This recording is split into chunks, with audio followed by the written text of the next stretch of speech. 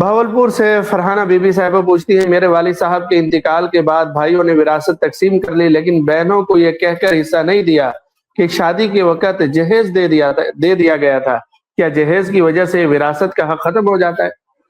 جی، اگر وہ والد صاحب کی زندگی میں ان کی شادیاں ہوئی تھیں اور والد صاحب نے ان کو جہیز دیا تھا تو وہ تو والد صاحب نے دیا تھا۔ والد صاحب کا ترکہ وہ ہوتا ہے کہ جو والد صاحب کے انتقال کے وقت میں ان کی ملک میں جو املاک موجود ہوتے ہیں، نقدی کی صورت میں، جائیداد کی صورت میں، مکان کی صورت میں، دکان کی صورت میں،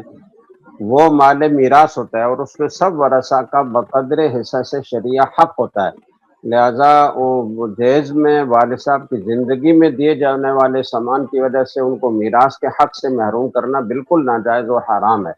اور اگر بھائیوں نے جہیز دیا تھا تو اگر جہیز دیتے وقت اس کی تصریح کی تھی کہ دیکھیں جو میراث میں آپ کا حق بنتا ہے یہ اس میں سے آپ کو جہیز دیا جا رہا ہے، لہذا باقی میراث آپ کو اس کے حساب سے دی جائے گی۔